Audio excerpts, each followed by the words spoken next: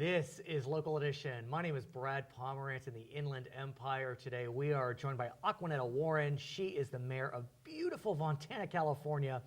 And I love when cities, counties, other entities cooperate and do things together. And that's me. That's you. You're all about that. And coming up, the mayors of Rialto, Fontana, Colton, and San Bernardino are unifying for a purpose. Yes, Tell us about it's called Athletes for Life. It is a football camp run by NFL players, particularly Greg Bell, used to be with the Rams. Yep. Everybody knows Greg Bell. It's going to be at Cal State San Bernardino. And we're raising these funds. They also have life skill classes, by the way. Now, we're raising these funds to run this camp. But guess how we're doing it? We're going to have a jazz fest. We're calling it Mayor's Freeway Jazz Festival. I love it. You thought of the name, I'm sure. All the cities, of course. All the cities along the freeway. Right. Is that the 215 or the 60 or the 10? All of them. Whatever freeway. Remember, all roads lead to not only Fontana, but the IE. Exactly. So we're coming together on April 23rd. Right. Doors open 11:30. Bring your lawn chairs. It's $75. Worthy cost. We've got Michael Higgins. Nice. Yes, nice, Mr. Wave himself. Sure. You know, and he's going to be our headliner. And then we've got a great community bands lined up. And we're going to have a celebrity band. I'm singing, Greg Devereaux. We've got Richard De La Rosa, the mayor. I need to go just Yeah, you just need to go to hear that. Do you know John Tavaloni? He's the supervisor Yes. of Riverside County. Oh, He's yes. part of a political, I guess it's not all politicians, but Yes. he has a band. Yeah, he has a band. Well, Richard De La Rosa has a band from Colton, the mayor there. Right. So we're going to put our resources together and see what's going on. I play piano, but I want to sing. I bet you can sing.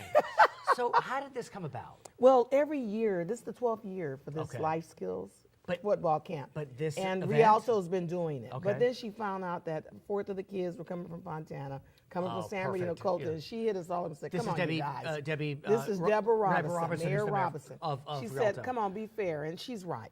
So we all come together and we're trying to do this, and it's going to be great. But I really do think that the fact that you have the four of you coming together, I mean, it's not 4 times the power, it's 8 times the power. That's correct. correct. Because it kind of feeds on itself. And I know the 4 of you, and you're all dynamic and special in your own way. You know, Carrie Davis from San Bernardino, Deborah Robinson from Rialto, Aki, of course, from Fontana. Who's the mayor of Colton? I'm forgetting. Oh, Richard De La Rosa. Oh, right, who and you just his said band is, I can't remember the name of them now, but they're great. They're going to actually play. So we're excited. Good luck. I'm going to try to go if I can.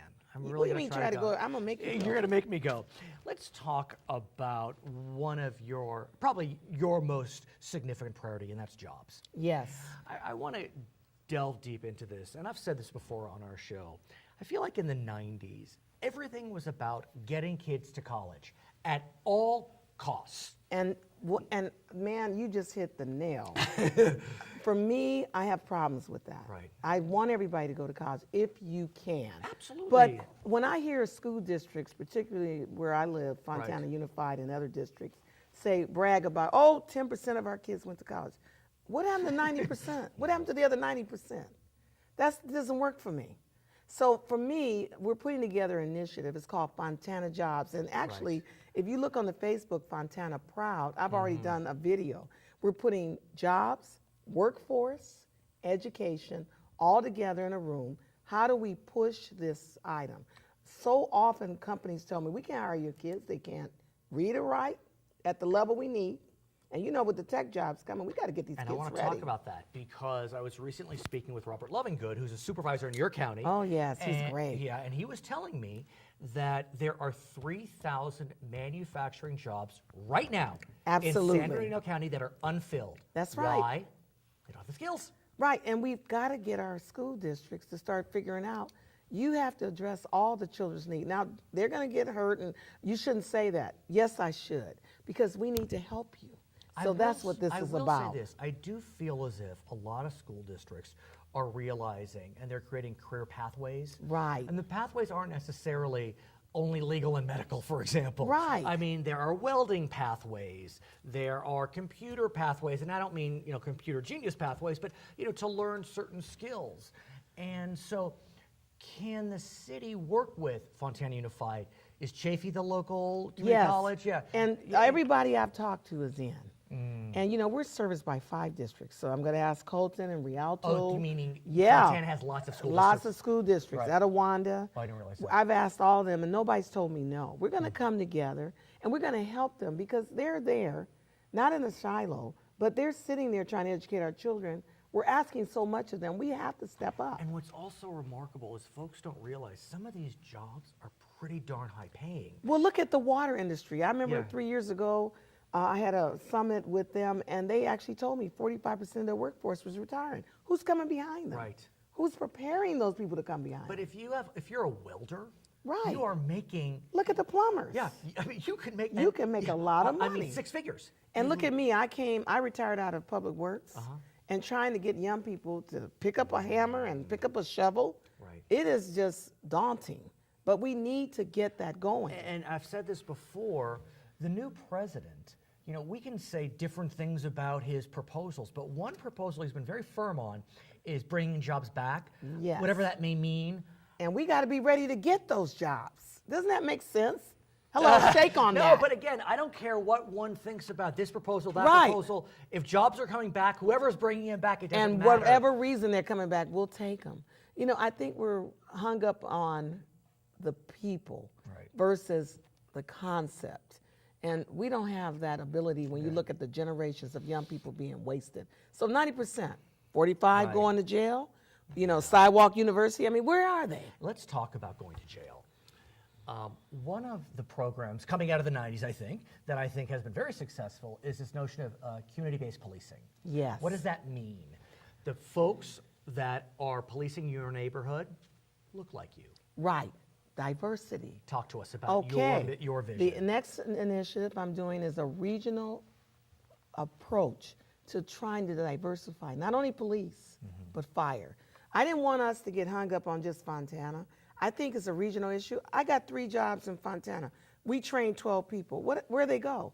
If we're all working together, Right. It's back to your cooperation. back to cooperation. And I just got to say, you know, this is my little anecdote, but I remember a police officer came to our house. There had been a suspicious package, and my daughter was petrified. That police officer happened to have been a woman, and so the fact, I can feel so the woman approached my daughter. Right. And it meant the world. Of course, a man could have done the same. I'm a man, but there is something about talking to someone that's like you. I'll tell you, I grew up in South Central. You Right, know that. I do. The one biggest factor that motivated me is I was an explorer. And in our city, we have the biggest, largest group of explorers because we have to cultivate people while they're young, Right. make sure they don't make those errors, and we have to help them.